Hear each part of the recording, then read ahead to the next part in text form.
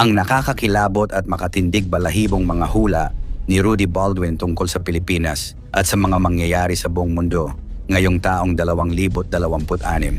Sa panahong puno ng kaguluhan, takot at kawalan ng katiyakan, muling naging usap-usapan ang kanyang pangalan dahil sa mga matitinding prediksyon na ibinahagi niya sa publiko. Kaya narito ang 10 babala at hula ni Rudy Baldwin para sa taong 2026. Pang-10, malalaking natural disasters sa Pilipinas. Sa unang hula, malinaw umano sa vision ni Baldwin ang sunod-sunod na natural disasters. Lindol, malalakas na bagyo, pagbaha at pagguho ng lupa ang nangingibabaw sa kanyang mga nakita. Ayon sa kanya, mas magiging masalimuot ang epekto ng kalikasan sa 2026 kumpara sa mga nakaraang taon. Hindi raw ito basta ordinaryong sakuna. Ang ilan sa mga ito ay biglaan, walang babala at tatama sa mga lugar na hindi inaasahan. Kaya't paulit-ulit niyang binibigyang diin ang kahalagahan ng paghahanda. Pang-siyam, the big one. Malakas na lindol. Isa sa pinakakinatatakutang hula ay ang tinatawag na the big one. Isang malakas na lindol na maaaring umabot sa 7.2 magnitude. Ayon kay Baldwin, wala raw eksaktong lugar na tinukoy, ngunit mas madalas niyang nakikita sa kanyang bisyon ang Luzon, partikular ang mga urban areas. Hindi raw niya sinasabing mangyayari ito sa tiyak na petsa, ngunit ang enerhiya ng lupa umano ay aktibo at delikado. Para sa kanya, hindi mahalaga kung maniwala ang lahat, ang mahalaga ay handa. Pang-8, mga malalaking sunog sa Luzon. Isa pang paulit-ulit na lumilitaw sa kanyang pangitain ay ang sabay-sabay na malalaking sunog sa iba't ibang bahagi ng Luzon. Mga sunog na hindi lamang dulot ng aksidente, kundi may kaugnayan umano sa kapabayaan at kakulangan sa disiplina. Ang mas nakababahala, ayon sa kanya, ay ang bilis ng pagkalat ng apoy at ang kawalan ng sapat na oras para makaligtas ang ilan. Kaya babala niya, maging maingat sa kuryente, kemikal at mga pinagmumula ng apoy. Pang-7, mga aksidente sa dagat, lupa at himpapawid. Sa 2026, mas marami raw aksidente ang magaganap sa dagat at lupa kaysa sa himpapawid. Gayunpaman, may ilan pa ring insidente ng pagbagsak o aberya sa eroplano na kanyang nakita, bagamat mabilang lamang sa daliri. Mas binigyang diin niya ang mga aksidente sa dagat, partikular sa mga lugar tulad ng Cebu, Romblon, Masbate at Mindoro. Ayon sa kanya, may kakaibang enerhiya sa karagatan na nagdudulot ng sunod-sunod na trahedya. Pang-6, pagputok ng bulkan at paggalaw ng lupa. Malinaw na malinaw sa vision ko na may mag-e-eruption, ayon kay Baldwin. Bagamat hindi siya nagbanggit ng partikular na bulkan, malinaw umano ang simbolo ng apoy na nagmumula sa lupa. Ang ganitong pangitain ay may kasamang lindol, ashfall, at sa pilitang paglikas ng mga residente. Kaya paalala niya sa mga nakatira malapit sa mga bulkan, makinig sa opisyal na babala at huwag maging kampante. Pang-5, kaguluhan sa loob ng gobyerno. Hindi raw ligtas ang politika sa kanyang mga bisyon. Ayon kay Baldwin, may matinding tensyon at kaguluhan sa loob ng gobyerno sa unang bahagi ng 2026. Mga revelasyon, isyu ng korupsyon at alitan sa kapangyarihan ang posibleng lumala. Para sa kanya, ang mga problemang matagal nang itinatago ay unti-unting lalabas at maaaring magdulot ng galit ng publiko at kawalan ng tiwala sa pamahalaan. Pang-4, panganib sa Pangulo at malalaking politiko. Isa sa pinakasensitibong hula ni Baldwin ay ang posibilidad ng panganib sa buhay ng Pangulo. Ayon sa kanya, may nakita siyang pag-atake habang natutulog. Isang bagay na kanyang binanggit ng may pag-iingat. Dagdag pa rito, may ilang senador at kilalang personalidad sa politika na posibleng masangkot sa aksidente o insidenteng magdudulot ng malawakang reaksyon mula sa publiko. Pang-8, dugo sa showbiz at social media. Hindi rin raw ligtas ang mundo ng aliwan. Nakita ni Baldwin ang isang batang babaeng artista na may maliwanag na kinabukasan, ngunit masasangkot umano sa isang trahedyang may kinalaman sa lindol. Mas nakakabigla, ayon sa kanya, ang hula tungkol sa isang kilalang vlogger na masasangkot sa marahas na insidente habang naka-live broadcast. Isang paalala raw ito sa panganib ng sobrang exposure at galit sa online world. Pangalawa, pagbalik ng pandemya at lockdown. Isa sa mga pinaka-nakakatakot na hula ay ang posibleng pagbabalik ng lockdown. Ayon kay Baldwin, may 3 uri ng sakit na muling lalaganap, kabilang ang pagbabalik ng COVID at monkeypox, at isang mas mabilis at mas agresibong virus. Hindi raw lahat ng lugar ay maaapektuhan, ngunit may ilang rehiyon sa Pilipinas na maaaring mapilitang magsara muli dahil sa bilis ng hawahan. At ang number 1, ang pagbabago ng tao.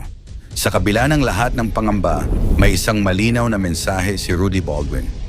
Ang tunay na pag-asa ng Pilipinas ay wala sa kanya, wala sa mga politiko, kundi nasa mismong mga Pilipino.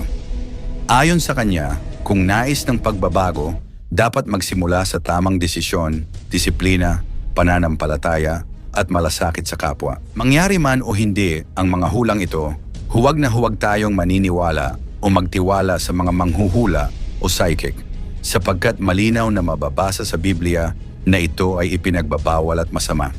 Sa Diyos lamang tayo dapat magtiwala. Year 2026 is a year of fears. Ito yung taong 2026 ay taon ng mabagsik na apoy, tubig at dugo. So sa nabubuhay na naman ang bloody year. Pagdating ng hamon ng kalikasan, ang dami pong nasawi. Marami po talaga. As in marami. 2 bagyo na maglalandfall na kasing lakas ni Guni at ni Yolanda. Dahil sa baha, ang dami ring nasawi na kuryente. Halos lahat ng bagyo sinabayan ng lindol. Ito yung pinaka-worst talaga dito kasi yung bagyo, kahit umuulan lang siya, may bagyo na habagat lang ang dating, malakas ang buhos ng ulan pero sinasabayan ng mga ilang paglilindol. Yung Indonesia kawawa kasi alam mo ba by next year, halos yung mapa ng Indonesia, palahati nun halos lubog. 6 na bulkan na mag-eruption. Pero yung 6 na bulkan sa taong 2026, dito sa bansa natin mag-eruption po. Ang top 10 predictions ni Rudy Baldwin para sa taong 2026 Part 1. Patapos na ang 2025 at sinimulan ni Rudy Baldwin ang kanyang mga prediction. Ayon sa kanya, ang taong 2026 ay hindi lang basta taon. Ito raw ay year of fears. Year 2026 is a year of fears. Isang taon ng apoy, tubig at dugo. Hindi biro ang babala niya. Ito yung taong 2026 ay taon ng mabagsik na apoy, tubig at dugo. Mula sa kalikasan hanggang sa krimen, sa pandemya at aksidente, marami ang nakataya. Narito ang top 10 predictions ni Rudy Baldwin para sa taong 2026. Pang-10, ulan na walang tigil at 2 super typhoon. 2 bagyo na maglalandfall na kasing lakas ni Guni at ni Yolanda. Isa sa mga unang sinambit ni Baldwin ay ang patuloy na ulan na walang tigil.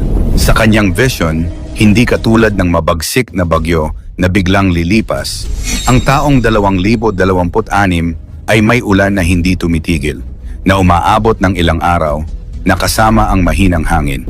Dagdag pa niya, magkakaroon ng 2 bagyo na magla-landfall, tinumbok niya pa ang pangalan ni Goni at Yolanda bilang sukatan ng lakas.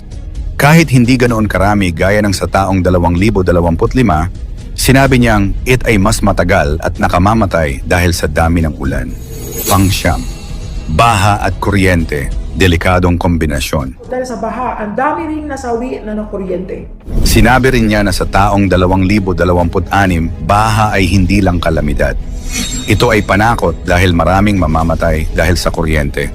Ayon sa kanya, kapag baha, nagdoble ang peligro dahil sa kuryenteng nasasalo ng tubig, maraming nabibiktima ng electrocution habang nasasaktuhan ang kanilang tahanan.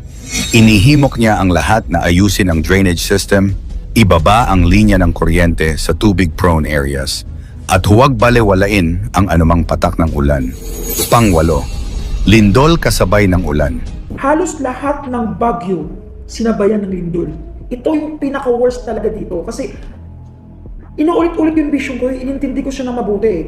2026, talagang yung bagyo, kahit umuulan na siya, may bagyo na habagat lang ang dating, Malakas ang buhos ng ulan pero sinasabayan ng mga ilang paglilindol. Marami siyang paulit-ulit na binanggit tungkol sa lindol, lalo na sa Baguio. Sinabi niyang kahit bumuhos lang ang ulan, may kasamang pagyanig na tila sinasamahan ng lupa. Ang kanyang vision ay maraming landslide sa mga lugar tulad ng Aklan, Abra, Baguio, Batanes, Bicol at iba pa. Payo niya, huwag maging kampante kahit sa mga lugar na dati ay ligtas. Dahil sa 2026 daw, lahat ang Baguio ay sinabayan ng lindol. Pang-7, tsunami at pagsabog ng bulkan. May tsunami ulit, 6 na bulkan na mag-eruption. Isa sa mga pinaka-nakakatakot na hula niya, may 6 na bulkan sa Pilipinas ang mag-e-erupt sa taong 2026. Hindi lamang iyon, may malalakas na tsunami din sa ibang bansa, mauulit ito sa Asia. Bago matapos ang taon, 2 tsunami raw ang mangyayari sa bansa sa Asia. Sinabi rin niyang may isa sa mga bulkan na matagal nang tahimik ang magising biglaan, hindi total explosion, ngunit babala na ito, pang-6. Aksidente sa dagat at pagbagsak sa karagatan. Baldwin ay nagsabi ng pangitain sa pagbagsak ng eroplano sa tubig at aksidente sa karagatan, maging sa Pilipinas at sa ibang bansa. Hindi lang simpleng aksidente, maraming hindi na mabubuhay, lalo na yung sumabak sa karagatan o lumubog. Dagdag pa niya, kahit sa yate, maging maingat. Maraming magsasagawa ng paglalakbay sa dagat sa 2026, pero may panganib. Pang-5, sunog sa simbahan, terminal at public spaces. Isa sa mga sobrang nakakagulat na hula ang pagtalon ng apoy sa mga lugar na itinuturing na banal o pampubliko. Sabi ni Baldwin, maraming simbahan ang masasangkot sa sunog kahit yung bagong gawa pati bus terminal ay maaaring masunog. Hindi mo maipaliwanag kung paano ang simbahan bago pang gawa na susunog ayon sa vision niya. Number 4, taon ng krimen at pagpatay. Sa kanyang hula, sinabi niyang ang 2026 ay isang bloody year. Ang kriminalidad ay tataas. Maraming artista, vlogger, at personalidad ang maaaring mapatay sa harap ng kamera o sa publikong lugar. Pangatlo, 3 pandemya at 1 bakterya. Malamang ito ang isa sa mga pinakakakaiba at nakababahala na hula. May 3 uri ng pandemya na papasok sa bansa sa taong 2026. Sinabi pa ni Baldwin na may bakteryang kakain ng laman, isang internal infection na mabilis kumalat. Sabi niya, may lockdown sa probinsya, lalo sa mga Muslim area. At heto pa, pabalik daw si monkeypox variant ng virus sa taong 2026. Pangalawa, trahedya sa mga OFW, aksidente, krimen, pagkasawi. Si Rudy Baldwin ay nag-warning sa maraming OFW na sa kanila ay may masasangkot sa matinding krimen at aksidente. Ang OFW na tutuluyan ng karahasan, maging biktima ng crime in water and fire. Sabi niya, may OFW na tinatayang sunugin o ilagay sa malupit na kondisyon. At ang ating number 1, Year of Fears, apoy, tubig, dugo. At ito ang pinakamalawak at pinakamalala sa lahat, ang tema ng buong prediksyon.